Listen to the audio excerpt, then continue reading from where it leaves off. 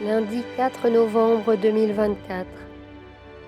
Message extraordinaire du Christ Jésus glorifié, transmis à la Pedriza Madrid, Espagne, au voyant frère Elias del Sagrado Corazón de Jesús, pour le deuxième jour du 131e marathon de la Divine Miséricorde. Aujourd'hui, regarde encore mon cœur transpercé et blessé par les souffrances de toutes les âmes du monde. C'est le cœur patient et bienveillant de Dieu à travers son Fils, qui dans un abandon perpétuel s'offre inlassablement pour la réparation des graves péchés du monde. Mon cœur est un baume d'espérance et de soutien pour les âmes. C'est l'espace sacré où les enfants de mon Père peuvent voir et se sentir reflétés, car mon cœur est le réceptacle qui reçoit avec amour les offrandes honnêtes de ceux qui me disent oui. C'est le cœur qui s'est offert à tout le genre humain à travers l'Eucharistie, instituée et célébrée avec mes apôtres lors de la dernière scène.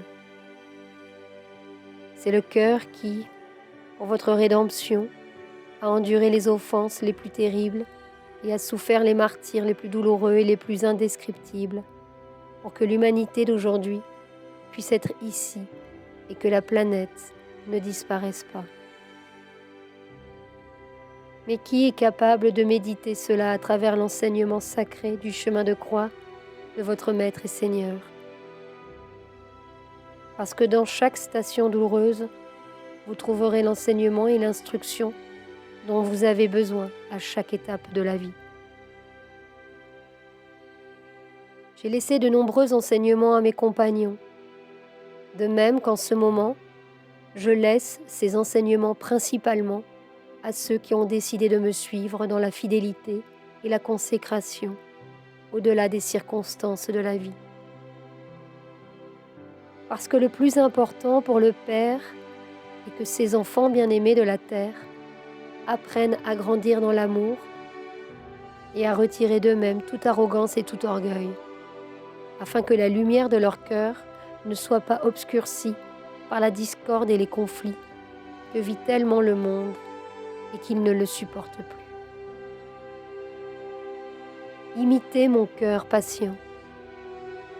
Recevez de mon esprit la flamme incandescente qui vous éloignera de la nuit obscure de l'âme, pour que, pouvant voir ma lumière au plus profond de l'abîme de la conscience, vous connaissiez et appreniez à reconnaître ma sainte face au moment du retour du Christ. Qu'en cette heure de pression et d'incertitude pour la majorité, mon cœur soit le refuge tant attendu de l'esprit et de l'âme qui accueille mes paroles au nom d'Adonai. Que vos pieds continuent de parcourir le chemin vers le dépouillement total de vous-même et vers le détachement du passé. Ainsi, votre regard pourra se fixer sur l'horizon pour reconnaître les signes venus du ciel qui annoncent le temps attendu du retour du Christ. Que vos oreilles intérieures, les oreilles de votre cœur, soient toujours ouvertes à moi et aux autres, car je pourrai vous donner une instruction simple. Recevez ma parole, qui est la parole du Père Céleste, car la parole s'est faite chair et a vécu un jour parmi vous, afin que par la grâce, vous connaissiez l'existence du royaume des cieux. Je vous remercie de garder et de vivre chacune de mes paroles.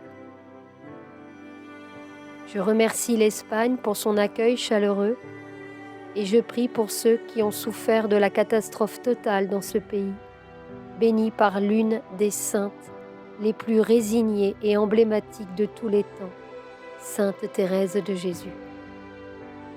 Je bénis l'Espagne, votre Maître, Christ Jésus.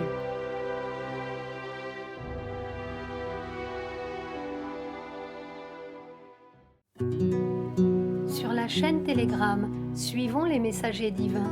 Accédez à d'autres messages du Christ, de la Vierge Marie et de Saint Joseph, tous publiés sur le site www.mensajerosdivinos.org/fr.